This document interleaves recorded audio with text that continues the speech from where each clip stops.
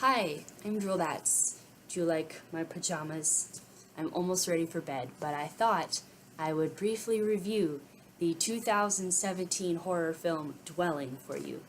I saw it on YouTube for free, so I put the link in the description below so you can watch it for free too if you want, if you're so inclined.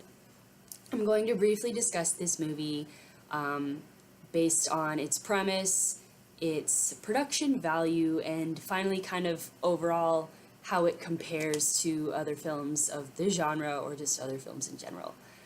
I hope you enjoy. Basically, this couple and the wife's niece that they're basically taking care of move into this house that they know is haunted intentionally because the wife wants to provoke the spirits and ghosts and things. Specifically, when she was young, there was like some terrible like fire in their house or something, and her mother was killed. There was controversy about whether or not her sister like caused the fire or something, and her sister had a history of like hearing voices, so they're like, oh, the younger sister murdered their mom. It's implied that as adults, the older sister believes her younger sister is not like a schizophrenic or something, but actually she talks to ghosts. And she thinks that her niece, who she's caring for, is kind of like, can also talk to ghosts, but doesn't really realize it yet. And she and her husband basically buy this haunted house because they're like, well, we want to be in a place of like spirit activity so that they can contact her dead mom and basically find out the truth. However, they get to this house and like before they're even moved in, stuff starts going wonky.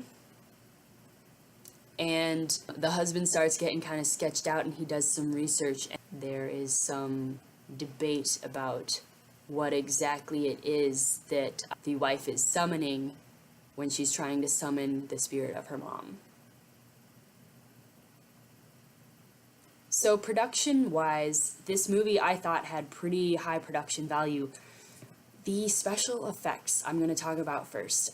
In horror movies, sometimes the special effects are kind of take them or leave them.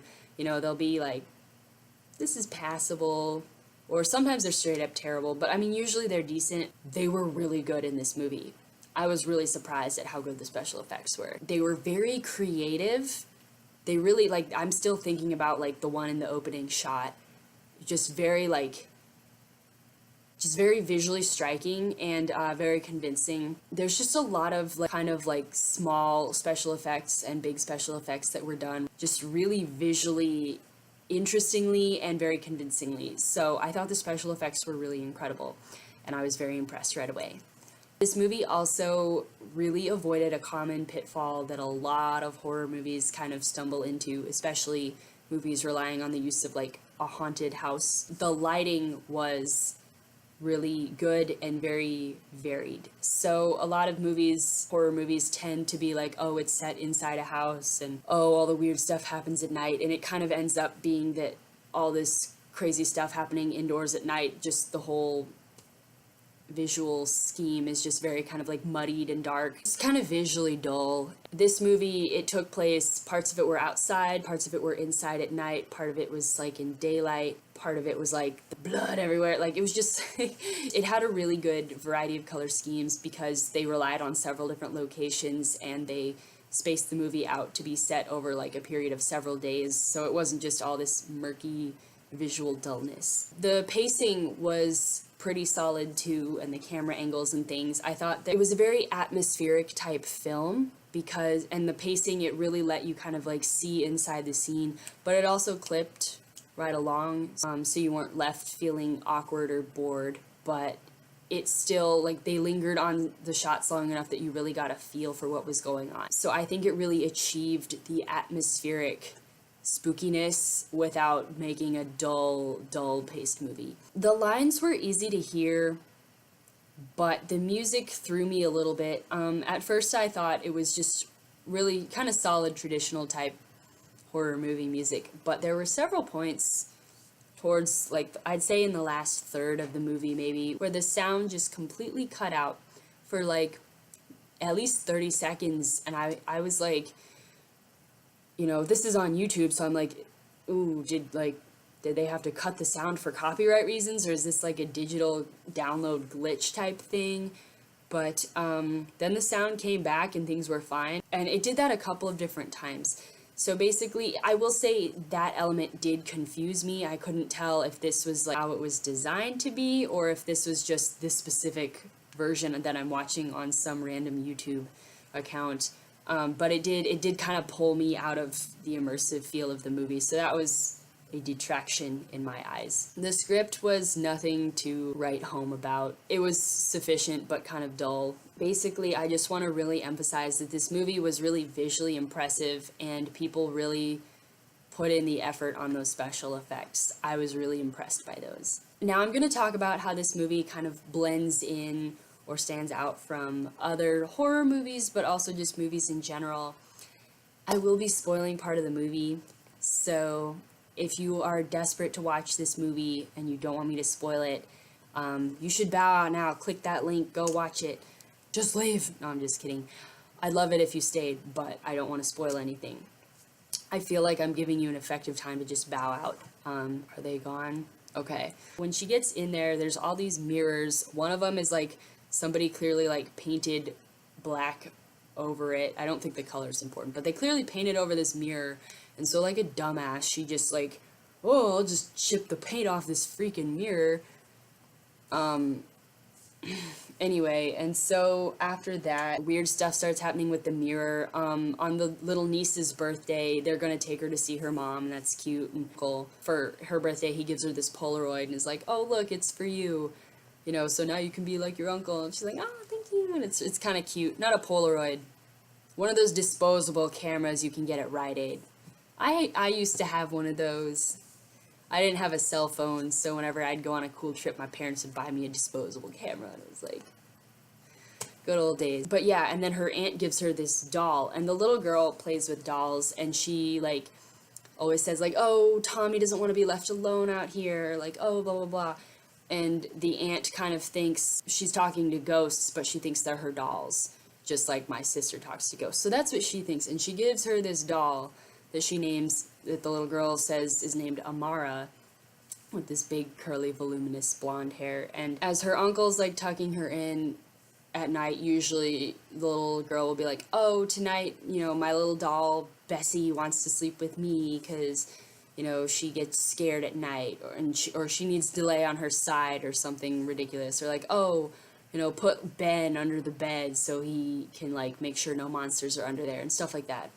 And so the night of her birthday, the uncle's like, he's like, do you want Amara to sleep in the bed with you or something? And she goes, oh, Amara doesn't sleep. And he goes, she doesn't? And the girl goes, yeah, she likes to watch me all the time, and she can't watch me if she's sleeping, so she just doesn't sleep. And he's just like, so, and he confronts his wife and is like, you gave her this doll knowing a spirit would attach itself to it.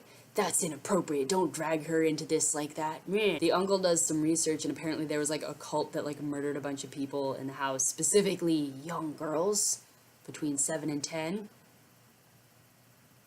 So basically after like the girl is saying, oh, like Amara doesn't sleep, the little niece sees like this shape coming and she can't see it. So she takes out her disposable camera and starts like clicking, and every time the flash goes off, she can kind of see this thing coming at her, but they go through the camera and they see this really creepy, awful looking dude crawling towards her. And they're like, oh my gosh, this horrible noise she claims she's been hearing. And so the aunt goes to investigate, and she finds this hidden room that was like wallpapered over. She opens it, and there's like a pentagram on the floor with candles in each of the like points, and just like I would have just noped right out of there. But she's like, oh, I'll just be a genius and summon my mom. And there's mirrors all around it, and the mirrors are supposed to, I guess, help you enter like a meditative state. So she drags the mirror that was in in the little niece's room, and like that she ripped the paint off of, and drags it in there, and basically has this insane flashback to like basically see that this guy like murders parents so he can like kill the children or something, and apparently she and her sister got away somehow. The ending was pretty anticlimactic, and the climax was anticlimactic and a little bit not clear what was happening. So that was kind of a bummer. This movie, with the whole, like, we're moving into a place that we think is intentionally haunted or, like, has intentionally a bad past, with this gal who has a, you know, a family history of, like, crazy crap happening, and, like, the heavy use of mirrors and, like, the heavy use of flashbacks in the movie to tell the story. It just created a really strongly similar vibe to the film Oculus, which came out when I was in high school. Oculus was very popular. I personally didn't enjoy it. I thought this was more enjoyable than Oculus, but it was still a bit confusing towards the end, so that was lame. One thing that really did kind of make this movie stand out is it's very common in horror movies for when there's a couple, for like the husband to just gaslight the wife all the time, like, oh, that's not real, blah blah blah, you're being crazy, babe, meh. And then he like leaves her and like institutionalizes her. In this one, the husband was very much aware of what was going on. So that was kind of unusual, and I thought they had kind of an unusual relationship that way. They seemed a lot more stable than other horror movie couples where the wife has been through some insane trauma like that. It's kind of a sad phenomenon in horror movies that if there's a black character, they will be one of the first ones killed. The husband in this movie was played by a black actor, and the rest of the cast was white. My immediate thought was, oh no, they're gonna kill this guy. And they didn't. They didn't kill him. So that's a spoiler, but also it was like, oh, so y'all like completely avoided that trope. That's great. So they actually managed to bring diversity into a movie without any weirdness surrounding it, and then they didn't end up killing him, so he didn't just become like a stereotypical black dude in a horror movie. So I thought that was good. Like, if you're into like supporting movies based on like diversity, like this is a good one that doesn't like end in a stereotypical way. It has a low rating on Rotten Tomatoes. I thought that for what it was very well done. It was a very immersive film. It was very much an experiential film. But the actual plot was a little bit confusing, and like I said, the climax was really anticlimactic. The dude on Rotten Tomatoes said, oh yeah, the script was really bland and basically nothing gets your heart racing, so I don't like this movie. I will disagree with him. If you are actually watching the movie, it's very atmospheric and intense, and if you're like easily pulled into that, it'll get your heart racing, definitely.